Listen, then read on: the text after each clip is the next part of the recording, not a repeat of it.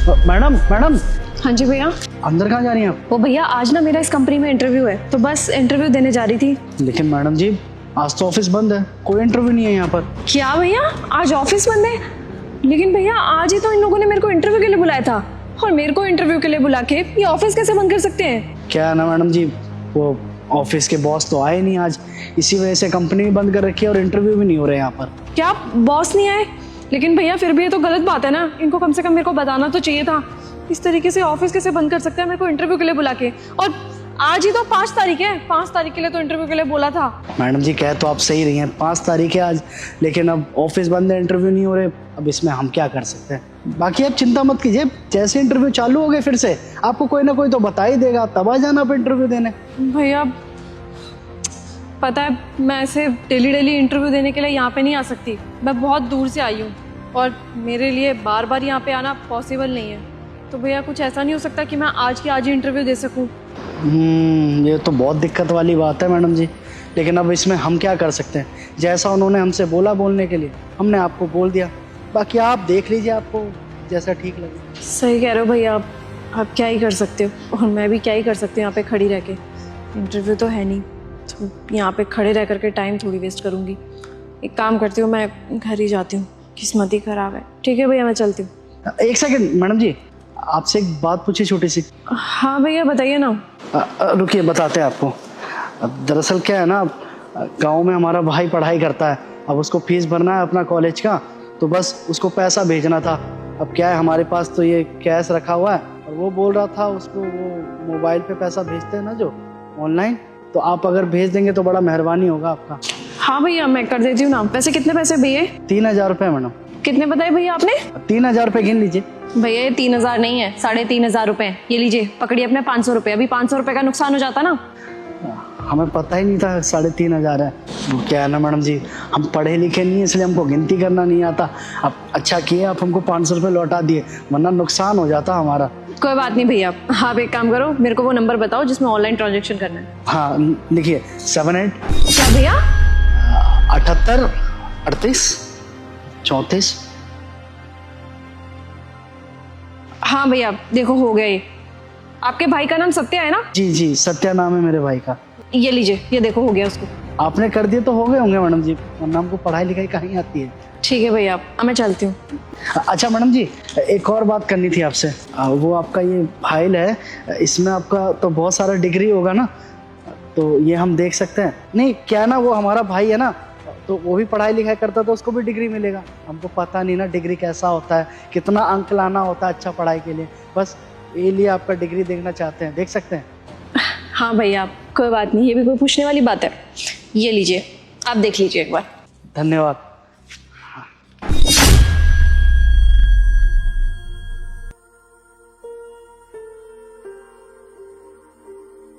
Madam जी इसमें तो बहुत कुछ लिखा हुआ है, लगता है बहुत पढ़ी लिखी हैं। हाँ भैया, वो क्या है ना, मैं अपने स्कूल की टॉपर हुआ करती थी, और कॉलेज की भी। स्टार्टिंग से ही मेरा पढ़ाई लिखाई में बहुत मन लगता था, तो इसी वजह से ये सारी डिग्रियां उसी की है। और तभी तो मेरे को इतनी बड़ी कंपनी से इंटरव्यू का ऑफर आया था, और मैंने सोचा था कि आज मेरी इस कंपनी में नौकरी लग जाएगी। तभी तो मैं पूरी तरीके से तैयारी करके आई थी, और शायद मेरी किस्मत ही खराब है, तभी तो ये आज ऑफिस बंद है। और भैया अगर आपने मेरी डिग्रियां देख ली हो तो मैं चलूँ, लेट हो रही हूँ। हाँ लीजिए ना मैडम जी, बस हम तो ये सोच रहे हैं कि हमारा भाई का अंक भी इतना ही ज़्यादा आ जाए तो उसको शहर में ले आएंगे और खूब पढ़ाएंगे लिखाएंगे, और इतना बड़ा कंपनी में उसका काम भी लगवा देंगे। तो क्या ना मैडम जी, ये देखना बहुत ज़्यादा ज़रूरी था, हमको नहीं पता ना कि असली डिग्री क्या होता है, नकली डिग्री क्या होता है। हम देख लिए तो अब हमको तसल्ली हो गया। वैसे मैडम जी हमारे मन में ना एक शंका है, पूछे आपसे? हाँ भैया पूछिए ना। देखिए आपका डिग्री इतना अच्छा है और आप इससे पहले कहीं काम भी तो करती होंगे, तो फिर आपको इस कंपनी में इंटरव्यू देने की क्या जरूरत आन पड़ी? वो क्या है ना भैया, मैं जिस कंपनी में काम करती हूँ ना, वहाँ पे मेरी सैलरी 50,000 रुपये है। पर भैया 50,000 रुपये ना मेरे लिए वर्थ इट नहीं है, क्योंकि आपने डिग्रियाँ तो देखी है ना मेरी। मुझे ऐसा लगता है कि मेरे पास ज़्यादा टैलेंट है और ज़्यादा स्किल है, और उस कंपनी में ना तो मेरी स्किल बेटर हो पा रही है और ना ही मेरे टैलेंट का सही तरीके से यूज़ हो पा रहा है। इसीलिए मैं इस कंपनी में आई थी। मुझे ऐसा लगा था कि इस कंपनी में मेरे टैलेंट को भी बढ़ावा दिया जाएगा और मेरी स्किल भी बेटर होगी, लेकिन अनफॉर्चुनेटली आज ऑफिस ही बंद है, तो क्या कर सकते हैं। मुझे ऐसा लगता है शायद आज मेरा दिन नहीं है। तो ठीक है भैया, मैं अब चलती हूँ, मैं लेट हो रही हूँ क्योंकि यहाँ पे खड़े रह के कोई फ़ायदा तो है नहीं। तो भैया नमस्ते, मैं चलती हूँ। अच्छा मैडम जी, एक सवाल और है, आपको बहुत परेशान कर रहे हैं हम, बस एक सवाल। हाँ भैया पूछिए ना। मेरी एक मदद और कर देंगे? एक सेकेंड। क्या है ना, अभी बस से आ रहे थे तो हमको कोई पेन बेच दिया, हम बहुत मना किए कि हम क्या करेंगे इसका, तो बोला कि अभी हमारा पहला बोनी है, कर दीजिए।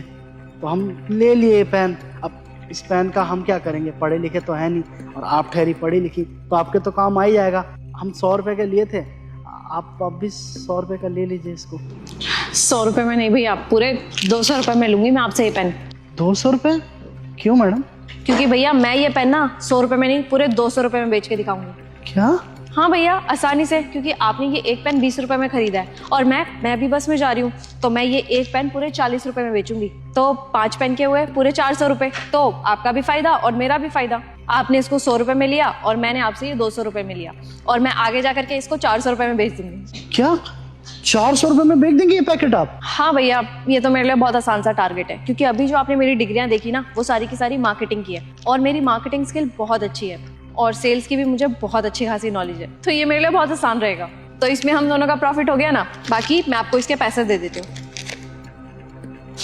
अरे सर, आप यहाँ पे और इन कपड़ों में क्या चल रहा है सब? ये झाड़ू पकड़ के साफ सफाई क्यों कर रहे हो ऑफिस के बाहर? एक सेकेंड, आप इन भैया को सर क्यों बोल रहे हैं? ये हमारे कंपनी के बॉस है, इन्हें सर नहीं कहूंगा तो क्या कहूंगा आप? ये सफाई कर्मचारी इस कंपनी के बॉस हैं। तो सर, अगर आप इस कंपनी के बॉस हैं तो आपने इस तरीके के कपड़े क्यों पहने और ये झाड़ू क्यों लगा रहे हैं यहाँ पे? हाँ सही कह रहे हैं, ये मैं यहाँ का बॉस हूँ और यही इंटरव्यू लेने का तरीका है मेरा। इंटरव्यू लेने का तरीका? Sir I am so sorry, but मैं कुछ समझी नहीं। क्या है ना मैडम, दरअसल मैं ऑफिस में बैठ के आपका इंटरव्यू लेता और आप मेरे को ये शो करते कि आप ही द बेस्ट कैंडिडेट हो इस कंपनी के लिए, तो बस मैंने इस तरीके से आपका इंटरव्यू लेना सही समझा।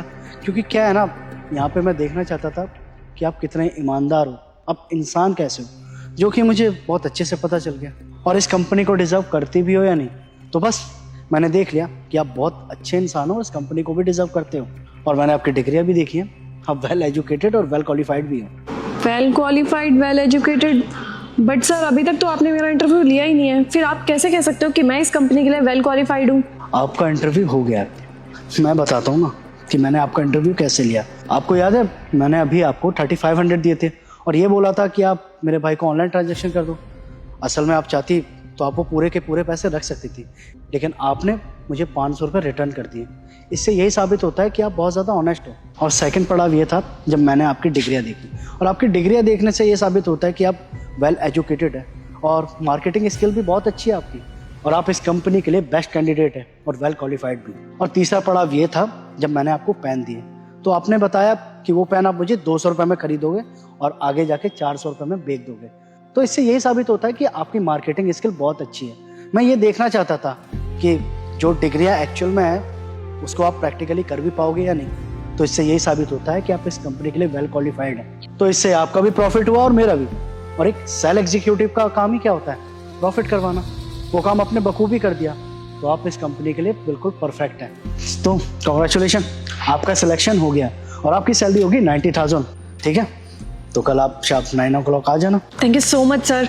आपको पता है, मैंने पहली बार इस तरीके से कोई इंटरव्यू दिया है। इसका मतलब मैंने जितना इस कंपनी के बारे में सुना था वो सब कुछ सच था।